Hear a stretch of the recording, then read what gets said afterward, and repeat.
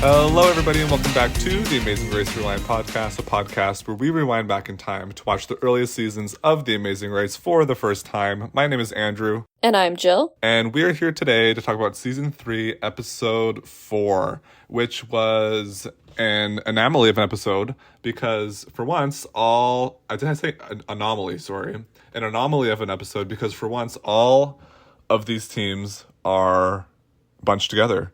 We don't have a crazy bus schedule where teams are segregated.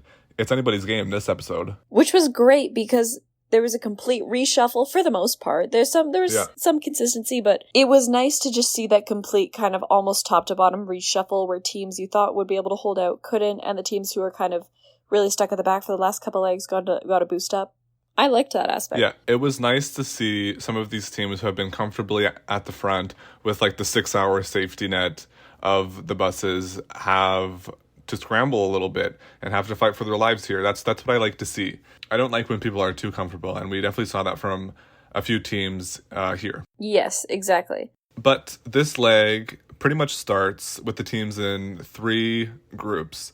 So Derek and Drew are the first to depart at 10:56 p.m. and we're starting at the beautiful Scottish Highlands. And I failed to mention this last episode, but Derek and Drew, they've won 2 out of 3 of the legs so far. Like, they are the front runners at this point. Which is funny because I think with the mentality of everyone being, it's, we have to take down the twins. It's against the twins. And especially because they had such a rough first leg, you wouldn't think of them as being these front runners, but they are. Yeah. So the three groups that are formed is Derek and Drew and Ken and Gerard. They are officially going to form an alliance here. So they kind of talked about it last episode, but here they are solidified and working together against the other front runners. And I don't think we've ever had this sort of idea where there's, in The Amazing Race so far, where there's kind of like 2 opposing alliances going after each other. Yeah, it's interesting, especially alliances that seem to be healthy and holding out. Yeah. So then the second group that I was talking about is the Mega Alliance, which I like to call the Mob. The Mob. Yeah, because they're just a mob, which is Flo and Zach, Aaron and Ariane, Heather and Eve, and Michael and Kathy. And then the last group are the people at the back, which are John Vito and Jill, Ian and Terry, and Andre and Damon. So they are instructed to walk to Stonehaven Harbor and look for a message in a bottle, which is 1.5 miles away. And yeah, Derek and Drew, they're the first ones to go, and they seem to just find some random locals that are hanging out outside. And they ask, which I'm wondering, why are there people hanging out at this remote location at 10:56 p.m.? Bars? Pub? I guess they have bars there, yeah. Go to the local pub. Yeah. And this is where we learn about the Ken and Gerard, the Brothers Alliance. And I'm loving to see this alliance. I'm with this alliance. It's interesting because it seems to hold through, but they don't seem completely codependent. Like, they're not going to wait for each other if someone else is too far behind. It's a good amount of, we'll help you, but we're not going to sacrifice ourselves for you. Yeah. The alliance kind of forms as them both recognizing, okay, like, we're obviously on the outs from the mob, and they're like kind of frustrated with the mob, I suppose, because why are all of these people banding together against us? So they're like, we might as well form something to counter that. I think you just love saying the mob. Well, of course. They are a mob. 8 people. That is true. I'll give you that. Yeah, so Flo and Zach are going, and Flo is going off at Zach from the beginning. She is not having it this evening and is getting angry at him for going the wrong direction or something. And Aaron and Ariane are going, and they're still talking about the twins. And to me, this storyline is so overdone. It's over. Give it a rest. Yeah, again, it could just be the editors making this up. Yes, yeah, but absolutely. Either way, we get the point. Yeah, and then we get some Heather and Eve content where, to me, it seems like they're setting up with this episode is that Eve is kind of the peach to Heather's Mary, where Heather is saying that, like, how the race is invigorating her and how, like, competitive she is, and she's saying that Eve is kind of the opposite, and how she's, like, very stressed and not really super motivated. I like the peach to her Mary comment because that is a reference that only you and I could make. Well, it's kind of what it is. It's like both an all No, I female agree. team. They're You're both completely blonde. right. I just think you're using these phrases as if they're, common references. And as if everybody knows Mary and Peach. These. Anyway, but yeah, so the teams have to walk down to kind of the harbor in Stonehaven, and they find these wine bottles, I think, with something on. I couldn't quite tell what was on them, to be honest. They didn't explain it great. But basically it tells them that they have to go to Porto, Portugal. Yes, we are staying in Europe. And let's go to Portugal. Absolutely. I think that's a cool location. And Aaron and Ariane are saying how they're trying to avoid all the brothers because they don't like them. And everybody is trying to book their flights before leaving for the airport. That's everybody's immediate strategy. Yes, because it's a little complicated. They have to get back into Aberdeen, which I think has an airport. Yeah. And then from Aberdeen, presumably to London, Yes. and from London, presumably to Porto. So yes, and then at this point, John, Vito, and Jill are departing at 1:59 a.m. Finally, Ian and Terry are the last ones to depart at 5:28 a.m., and they are so far behind. When I saw when they were starting, I didn't think they had a chance to catch up. No. And I did love it, though, because immediately, once they get the clue, Ian is on the phone with someone. He's like, "Hey, Jack, it's Ian, the guy you met, blah, blah, blah, blah." Yeah. Like, he has been making friends, and he is on it. He's like, "Listen, I need your help." It's like as if he's so a spy I know. calling someone in to, like, "I have a mission for you. I need your help." Yeah, it's like my life depends on you. Good for him. Making them feel important. But Ian and Terry and Andre and Damon, they're immediately recognizing that it's going to be between the two of them for elimination. And I was quite unhappy with this. I was like, oh, this is boring, only between two teams. Boring, predictable. We can see where this is going. Yes. And this was a quite comical scene where Andre and Damon says that it's their strategy to observe each group. So they're somewhere trying to book a taxi, and Ian and Terry are on the phone trying to get a flight booked. And one of them has binoculars and is spying on Ian and Terry through the window to see what they're doing. This was comedy. That is good. This was comedy. Really good. So yes, the group that's ahead arrives in London, and then Ian and Terry and Andre and Damon arrive in London shortly after that. And they all meet up at the airport, and it's an even race from here. Yeah. All of a sudden, that worry about, who's going to get eliminated may not be so prevalent anymore. Yeah, and I was cheering. I was very happy, grinning from ear to ear, to see that we're all back together. And to add to a little bit of stress, it seems that Ken and Gerard, the brothers, and then the twins, have decided that in order to get to Portugal faster, they're going to take a connecting flight through, was it Germany? Yes, but they have a 30-minute connection. So while everyone is bunched up here in London, everyone else is really hoping that this connection doesn't get made, because that would give everybody else a huge boost. Yeah. So the other alliance, they were considering going through Germany, but they said, you know what, no, we're not going to risk this tight 30-minute layover in Cologne. And they said it's only, it doesn't really put them that far behind to wait and ensure that they're going to make it to Porto in time. But yes, everybody is hoping and praying that the brothers will miss their flight. So the brothers arrive in Cologne, and they let us know that they have about 5 minutes, they say, to run through 2 terminals. Yeah, I feel like if we were to go on the race in this situation, we have to set what our limit is for connecting flights. If we're booking flights and someone's like, oh, there's a 40-minute connection, that's not enough time for me. Yeah. Because all of a sudden, if you don't get on and then you're stranded, then what? Exactly. I'd rather go out of the race having been on the flight with everyone else that's slightly delayed than try and be smart and end up stranded somewhere completely not near your destination. Yeah, I would say, I totally agree. Because if you stick with the group, you have a good chance of surviving. The strategy that the Brothers Alliance did was very high risk and not that high reward, in my opinion. No, exactly. So they get to the gate where they're supposed to be, but they don't have their boarding passes. So the person working there says that they're unable to get onto the flight. But they're pestering the employees, and they do bother them enough to get them to hold the plane for them. Which I would feel so guilty, but at the same time, you have to. I feel like my phrase for doing things on the Amazing Race is you gotta do what you gotta do. Yeah, and they did what they had to do. exactly. And so, sorry, meanwhile, at the airport in London, I believe, when Terry and Ian and Andre and Damon arrive, they are very excited to see all the other teams and to find out that they're all on the same flight. And Aaron has a comment here where he says, well, here they are, as loud and obnoxious as ever. I thought he was talking about him and Ariane, like, here we are. Did I mishear it? No, I think he was talking about Ian, because I think has quite a distaste for Ian. Which is okay. You do you. Yeah. So the Brothers Alliance arrives in Porto first, and they're told to go to Portham Cape Lodge, I believe, and which is a winery. Yes, and this is where we encounter our detour, which I thought was pretty interesting. I didn't love it, but it was an interesting concept. Yeah, I think, this concept is something that we see done, like, over and over and over again, of, like, having to deliver something to a specific place that's around. And I thought it was pretty boring of a task. I didn't mind the boats. Like, the boats were kind of cool, but the driving... Well, I guess we should explain what the detour is, first of all. Yeah. So it is old school or new school. And as Andrew said, it involves delivering wine to restaurants around Porto.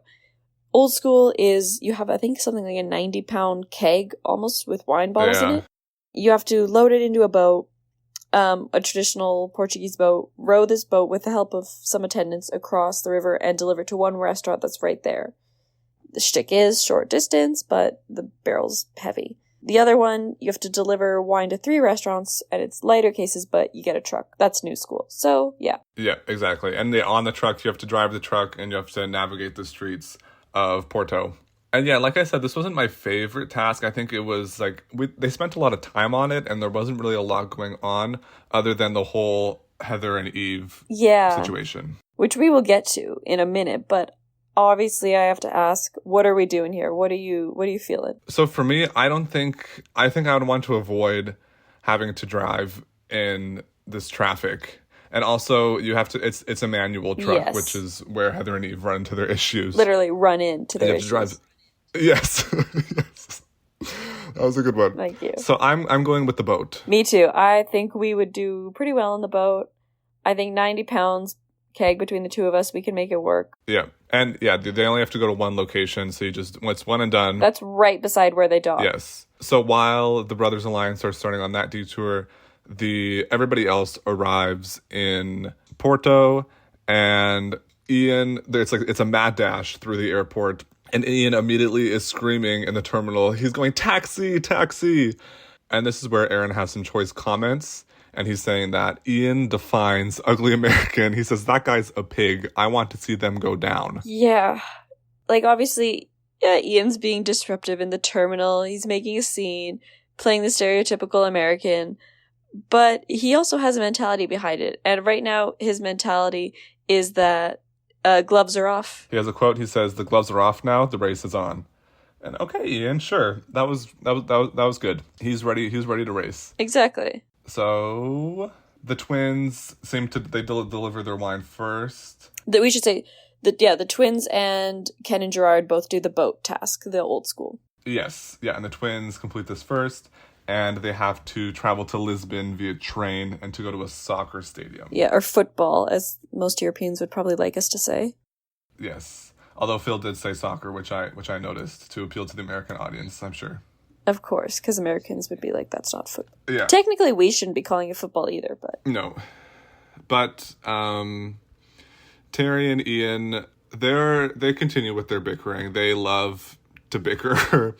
And they are doing the boat task, and they're carrying these kegs, and Terry yells at Ian. She goes, where are you going? And Ian says, boats. And then Terry was like, truck. And then he yells, boats again. Yeah. So Terry was trying to take these kegs onto the truck, which would have been quite unfortunate for them, but they do put it on the boats. And I wasn't able to catch which team this was, but a team did drop a crate of wine and shattered the bottles. Yeah, I didn't catch who that was either, but that was unfortunate. Because it'd probably be really good wine, too. Like, they're delivering these to some nice restaurants. I'm sure, yeah, that's probably a lot of money. We go to Heather and Eve, who opt for the truck task, and Eve is driving the truck, and it's manual, and she's struggling. It's stress city for her. It really is. And seems like everybody else kind of gets through this task and there's no real issues. But as we said, Heather and Eve and Andre and Damon are kind of at the back of the pack. And Heather and Eve's truck, I guess, is in front of Andre and Damon's at one point, and that kind of causes a thing because she's having trouble getting it into gear, and Andre and Damon are ticked off because the girls don't know how to drive the stick, and it kind of becomes this whole thing that escalates to the point where there's a little, not really a crash. That's too big a word. Eve runs into like a little pole or something. She does, and this sends her into a dimension of hysterics. That was dramatic. She was very upset about it. She's not crying, but it's obviously thrown her off her game. It was very, very tough for her. But there was a moment where Andre and Damon, they were delivering their wine. They finished delivering, and then both Heather and Eve and Flo and Zach pulled up in front and behind them and kind of trapped them so they weren't able to leave. So that would tick me off. Yeah, so Heather and Eve were like, okay, well, if you help us unload our wine, then we'll move. So they're helping Heather and Eve unload their wine so that they can move faster, which I can imagine. They're yelling and they're like, Eve, move the truck, yeah. Eve, move. And she's like, I will once he's like, Eve, move. Yeah, and they used that to their advantage and said, well, help us then. And they did. Good for them, honestly. And Michael and Kathy are on the way to the detour and their cab gets lost. And at this point, they're in last, which was very unfortunate for them. I thought this was it for them. Yeah, again, it was nice to see this whole reshuffle and to see them, a team who's kind of been in the middle, maybe top middle, for most of it, be demoted. But yeah, it wasn't looking good. Yes, and they choose to do the boat task. And Michael is talking about how he's sweating and how it's like physically taxing to like row this boat. And he says, this ain't no nursery rhyme. And I think I appreciate his level of bluntness. He provides something that I don't think many people have been providing this season, which are just like some blunt statements. Straight up. Yeah. No, that's fair. I was going to say too, for Michael and Kathy as well, something that Kyla pointed out last week, because I didn't quite know what to make of Michael before. Like, you're saying he's very blunt. I didn't know what to make of him. And Kyla seemed to really like him, so I was like, okay, let me get her perspective. Because obviously there's something there.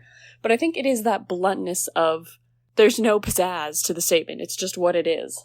Yeah, and like also, at episode 2, when he was doing the roadblock, like, he was like, oh yeah, I chose to do the roadblock, but I forgot I couldn't swim, but I'm going to do it anyway. It's like, that's such, I feel like for other teams, that would be like such a huge deal. It's like, oh, he can't swim, but he's overcoming this anyway. But for him, it's just like, well, yeah, I can't swim, but whatever. I just think we have to think more on that. How is that not a safety hazard? Like, how are the people there like, maybe you, like, okay, this is an exception because you actually can't do this and it could put your life in danger. I mean, I'm sure they had lifeguards or people there to overlook this. Well, right, but it just seems so taxing. Yeah. Yeah, that it is. But I guess that is the point of the race. Yes, very much so. And yeah, so like you said before, Andre and Damon, they're stuck behind Heather and Eve and are very frustrated with them. And they're making comments about how, they don't teach you how to drive stick at Harvard. And there's no course that they took for this. Very much making personal attacks on Heather and Eve about how they can't drive, even though they're like very smart people. I mean, it is funny. Because it is funny when people genuinely don't know how to drive stick, and then it's like you're in this car but you can't get it to move. Yes, and it's like a narrow street. It's like a European narrow street. It's like very busy traffic. A place that a car just frankly should not be operating in the first place. She thinks she's gonna like kill somebody. She's like surprised she hasn't crashed, and then ultimately she does crash into a pool. It's the worst day ever for her. They just should have done the boat. Absolutely, they should have done the boat. And also, when she does crash, there's just a crowd of people around watching her. Yeah, so humiliating. I can imagine she's so overwhelmed. But they do ultimately finish this task. And, like, I think overall this task to me, like, I was frankly quite bored with it. There was nothing exciting about the task itself. It was all in kind of the teams, frankly, driving or just navigating. Yeah. But teams go to the train station and Terry and Ian are at the front of the pack at this point, and they felt very good. There's like a confessional of them. They're saying, "Oh, we felt fantastic. It felt good." It goes from them saying it felt good, immediately cut to Ken and Gerard, where they said, "Well, it felt awful," having the other teams at the station. And it was really great work from the editors. I mean, to be fair, they don't have a lot. I don't want to say they don't have a lot to work with in this episode, because it's visually, Porto's stunning. And to me, you should have picked a location or picked a task that maybe amplified more of the city, other than, I guess you're going around the city, but to me, it didn't showcase it enough. So everything in this episode just came out of the teams and kind of their struggles, which is the Amazing Race, but there was no like, wow, that was a great task or fantastic location. Yes. Yeah, like the first half of this episode didn't really do much for me, but when we get to the roadblock and when, like where we are now, when all teams are on the exact same train, this is where it really picks up, because everybody is on the same train going to the same location and like doing the same task pretty much at the exact same time. I did, and I know we said this before, that was the highlight of this episode, the fact that it was so like unpredictable. Yes. So yeah, all teams are on the same train. Ariane describes how she's frustrated with having no way to separate themselves from the pack. And this is what I've been waiting for. No more bus that's 6 hours behind. Everybody is scared for their lives. And that's the way it should be. This is true Amazing Race. And it's interesting, like, the different perspectives on this. So while the teams who are used to having, like, the safety net that I was talking about earlier, Terry and Ian are elated that they're, like, actually on a level playing field with other people. And they deserve it. And I think that's to your point as well, everything comes down to people's abilities to do the tasks. It's not about who got on this plane first, who got on this bus. Everyone it is a skill competition now, and that is all that you are being judged on. Yeah, well, I mean, I would say there was some, like, taxi issues which put teams behind. But at this point on the train, alliances are off the table. They kind of dissolve. Everyone is for themselves. So these teams get off the train and they're sprinting to the soccer stadium in Lisbon.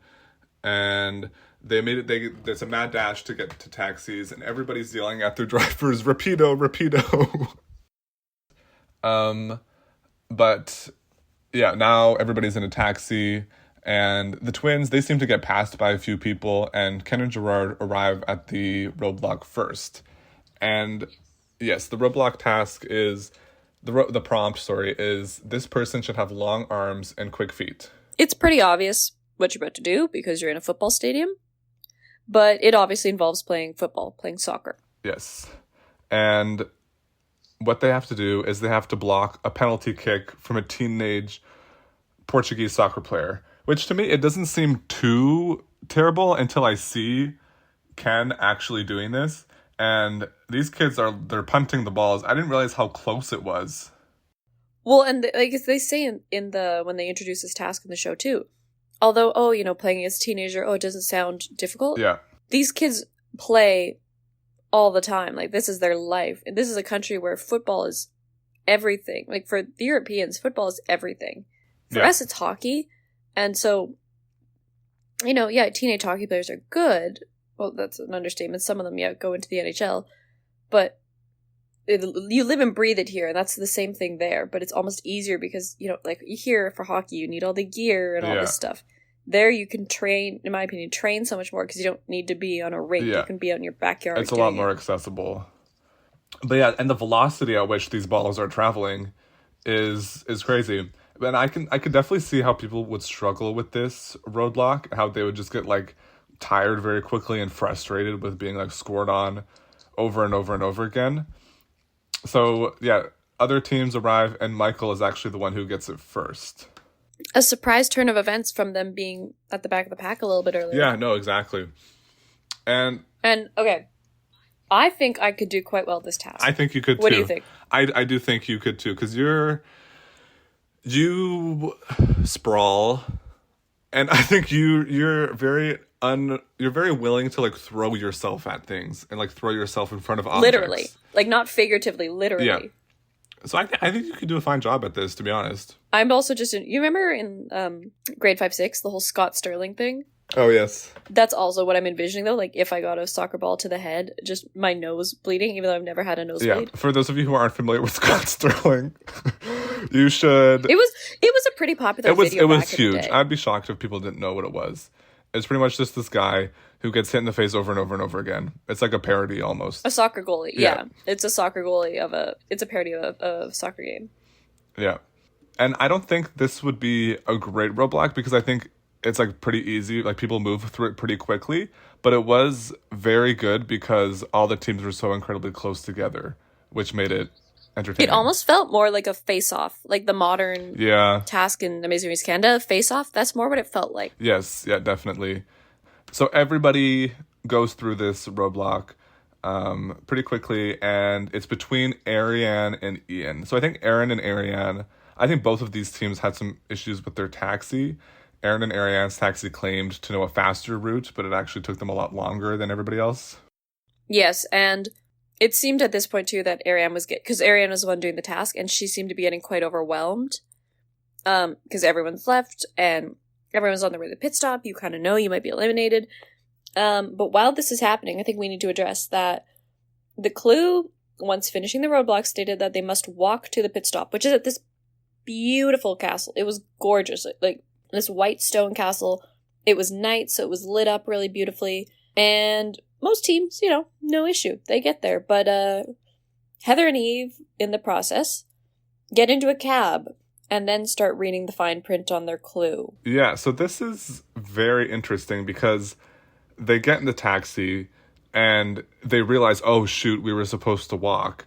So first they tell the taxi, oh, you have to turn around and take us back there so that to the stadium, and then we would walk from there. And then they convince themselves that the clue means, oh, you just have to walk into where the pit stop is. You can drive, you just have to walk, which is it's quite interesting how they do that. In my opinion, as lawyers, people who write and read contracts and interpret them, you would think they would be looking to take this in the most literal and by the book sense instead of just because they went completely like, oh, well, it probably means this. Something you will probably never hear a lawyer say, that assumption. Yeah. Yeah, they just like immediately shift what the clue says to like make it most convenient for them.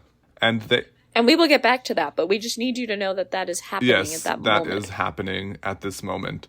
But so it's between, Ariane and Ian at the roadblock, and Ian gets it first. And as you said, Ariane is quite frustrated. She's saying that she's too short. But I think shortly after, she does eventually get it. Yeah, sorry, I couldn't find any other word. No, it's fine. I like that. And here, I'm starting to think, oh, well, are they going to be eliminated? I don't know how far behind the other teams they are. And we move on to the pit stop. Yes. And at this point, like, I was torn because I think Aaron and Ariane have a lot of potential. I just don't like how their personality has just been twins for these past couple of episodes. So I would like to see them compete on the race in a world where there aren't the twins, so they can like flourish a little bit more. But also at the same time, I was kind of ready for them to go home because I was kind of getting sick of them. But we go to the pit stop, and Heather and Eve are the first team to arrive. And Phil says this kind of eerily, like there's something amiss when he says this. It's not the usual way in which he says it. And Heather and Eve are shocked. They say, quote, "That's so psychotic, there were no teams around us."